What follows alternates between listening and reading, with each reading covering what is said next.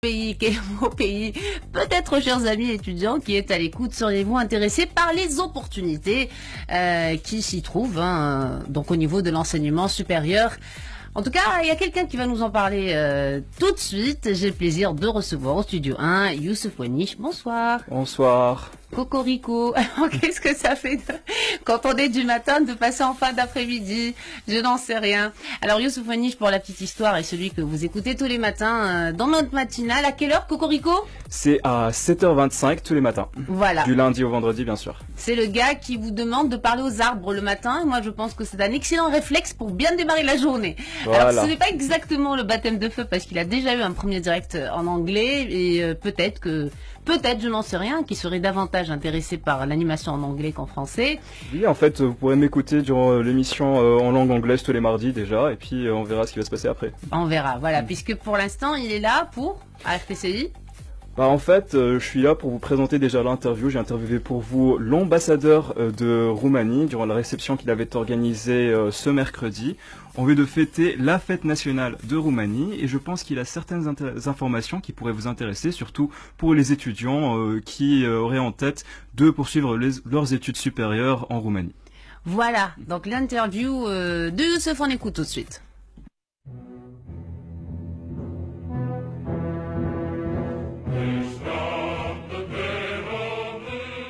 Monsieur l'ambassadeur, merci beaucoup de nous accorder votre temps pour cette interview. Toujours un plaisir d'être sur les ondes de RTCI. C'est un moment spécial pour nous parce que nous fêtons 100 ans de la grande union de la Roumanie.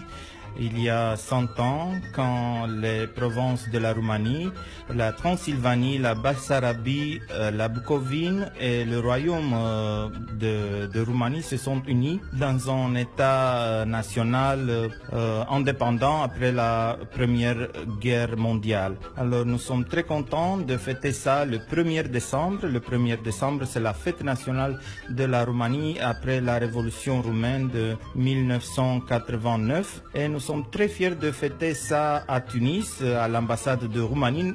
Cette année, nous avons deux fêtes nationales. La première, c'est à l'ambassade de Roumanie aujourd'hui. Et après, nous avons une autre fête avec les anciens étudiants tunisiens en Roumanie et la communauté roumaine à la section consulaire. Alors, il y a deux fêtes cette semaine à Tunis pour la fête nationale de la Roumanie. Il y a beaucoup de relations, des anciennes relations entre la Roumanie et la Tunisie dans beaucoup de domaines. Nous avons des excellentes relations dans le domaine économique. Il y a plus de 200 millions de dollars des échanges économiques entre nos deux pays. Aussi au niveau éducationnel, beaucoup des échanges. Comme vous savez, il y a plus de 1700 étudiants tunisiens en Roumanie. Ils étudient spécialement la médecine et la pharmacie. Nous avons aussi une communauté roumaine de plus de 300 personnes ici. La majorité sont des femmes roumaines mariées avec des anciens étudiants tunisiens en Roumanie. Nous avons de bonnes relations culturelles, nous avons même des professeurs de musique, de sport ici en Tunisie. Notre ministre des Affaires étrangères a visité la Tunisie il y a quelques mois. Et nous avons beaucoup de désaccords dans beaucoup de domaines. Comme un exemple, hier, je me suis rencontré avec le ministre de l'Agriculture. Ici, dans le domaine de l'agriculture, nous pouvons établir plus des échanges entre nos deux pays. Mais vraiment aussi au niveau diplomatique et politique, la Roumanie est toujours ici pour la Tunisie, pour soutenir les relations entre la Tunisie et l'Union européenne. La Tunisie, c'est un partenaire important pour nous dans l'Afrique du Nord et nous pensons que la Tunisie vraiment elle peut rayonner de démocratie dans cette région du monde et nous avons confiance dans le parcours démocratique de la Tunisie. Et pour cette raison, nous encourageons les échanges entre nos deux pays, le transfert d'expertise dans le domaine de la transition démocratique. Il y a beaucoup d'institutions de Roumanie qui vient ici en Tunisie et ont établi des échanges avec les institutions tunisiennes. Alors, beaucoup d'échanges, beaucoup de relations entre nos deux pays et je suis très fier que je suis ici pour aider à développer cette relation importante. qu'est-ce que la Roumanie a à offrir aux jeunes étudiants tunisiens et qu'est-ce que la Tunisie pourrait offrir aux jeunes de Roumanie? Bon, la Roumanie a beaucoup de choses à offrir aux jeunes Tunisiens et pour cette raison, la Roumanie c'est le 3e pays d'accueil pour les étudiants tunisiens. Ils étudient la médecine, la pharmacie, mais aussi l'ingénierie et les sciences po. Nous sommes comme la Tunisie, un pays francophone, alors nous avons des études en français, mais aussi en roumain. En cette année, nous avons commencé à enseigner le roumain à l'Institut Bourguiba de l'Université Tunis El Manar. Alors, c'est une autre opportunité pour les Tunisiens qui veulent venir en Roumanie d'étudier premièrement le roumain ici et après partir en Roumanie. Aussi, nous avons établi une connexion avec des universités tunisiennes. Plus de 17 universités roumaines sont venues ici pendant l'événement Campus Roumanie qui était organisé avec le ministère de l'Enseignement supérieur et de la Recherche en octobre. Ils ont signé plus de 30 accords entre les universités roumaines et tunisiennes. Alors, il y a des contacts directs et des échanges d'étudiants entre les deux côtés. Les Roumains peuvent venir maintenant en Tunisie à apprendre l'arabe, par exemple. La Tunisie, c'était toujours une destination excellente pour les Roumains qui voulaient apprendre l'arabe, mais aussi des autres matières intéressantes. Aussi, pour nous, la Tunisie, c'est une porte vers l'Afrique et vers le monde arabe.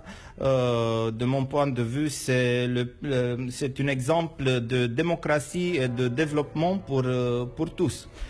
Pour tous les jeunes démocraties du monde. Et alors, les jeunes en général, ils peuvent apprendre beaucoup de ça. La Roumanie a vécu des expériences similaires après notre révolution de 1989. Les jeunes ont joué un rôle très important dans la transformation de la Roumanie. Et maintenant, je crois que les jeunes de la Tunisie peuvent faire la même chose ici en Tunisie pour transformer le pays. Rester en Tunisie, pas émigrer. Je sais que beaucoup veulent émigrer, mais je crois que les opportunités aussi sont ici s'ils veulent travailler pour développer la Tunisie. Et bien sûr, la Roumanie et l'Union européenne sont prêts à aider la Tunisie sur ce chemin.